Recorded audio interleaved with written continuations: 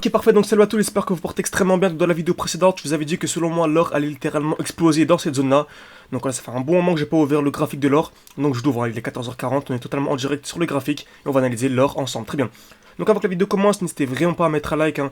Je vois vraiment la différence quand je vous le demande au début de vidéo. Ça prend une seconde mais ça m'aide énormément. Merci beaucoup à ceux qui le feront tout simplement. N'hésitez pas également à vous abonner pour ne pas rater les futures vidéos, ok? Beaucoup me disent qu'en général ils suivent mes vidéos quelques heures après la sortie et que malheureusement le mouvement est déjà parti, etc. Surtout sur les crypto-monnaies, donc n'hésitez pas à vous abonner, à activer la cloche de notification pour ne pas manquer les prochaines vidéos tout simplement.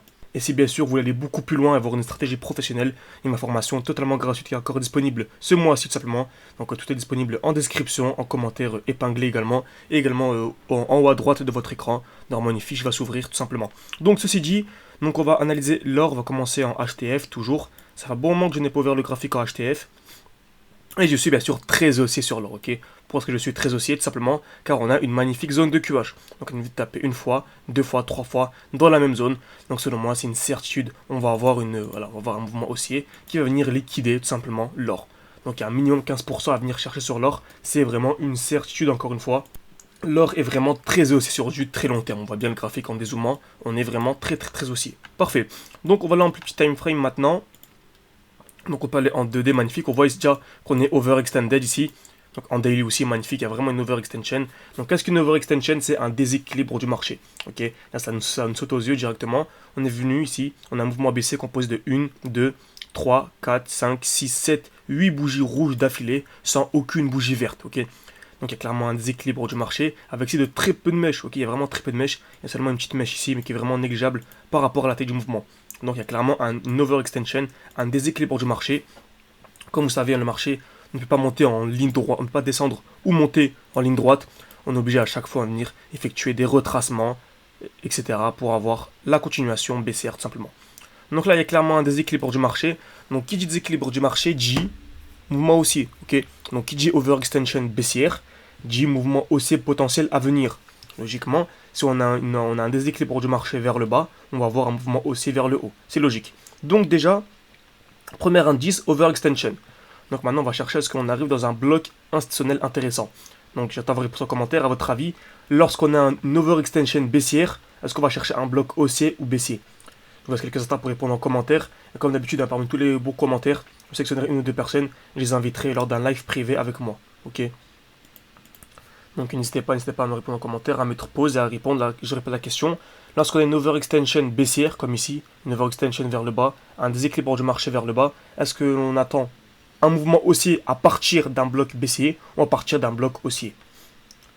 Ok, très bien. Donc ici, magnifique, on a notre bloc, ok, on a un joli bloc tout simplement. Donc voilà, on a le dernier mouvement baissier avant la hausse. Donc on a un retour parfait dans le bloc. Donc on va aller ici maintenant chercher une accumulation. Ok, on va chercher une accumulation dans ce bloc. Donc, qu'est-ce qu'une accumulation? Toujours, hein, je répète, hein, toujours la même chose dans mes vidéos, mais le marché bouge toujours de la même manière, hein, c'est toujours les mêmes principes. Création de QL, on va taper une fois, deux fois, trois fois au même niveau. Liquidation, donc cassure de la zone et COS. Donc on va attendre ça à peu près 1 heure. Ok, par la règle des 30, on va aller en 1 heure. Et on remarque quoi ici? On a le début d'une accumulation. On voit clairement on est un mouvement impulsif baissier. Et là le prix est en train de ralentir tout simplement. Donc bien sûr, si on vient casser vers le bas sans avoir d'accumulation intéressante, on va pas essayer d'acheter à tout prix. On attend bien sûr une accumulation dans cette zone. Parfait.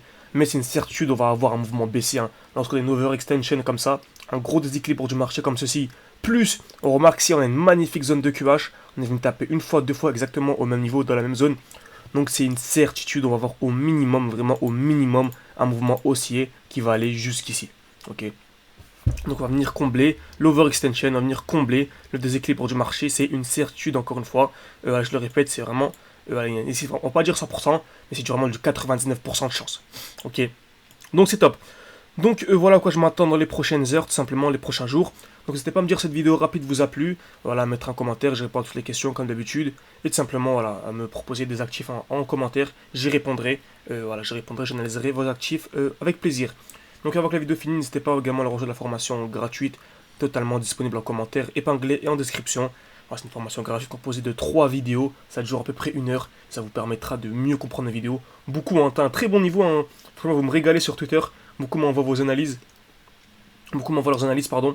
Et il y a vraiment de très bonnes performances, surtout sur les crypto-monnaies, bien sûr. car on est à quelques mois du prochain bull run. Il y aura une très grosse explosion et des très très très bons gains à venir chercher.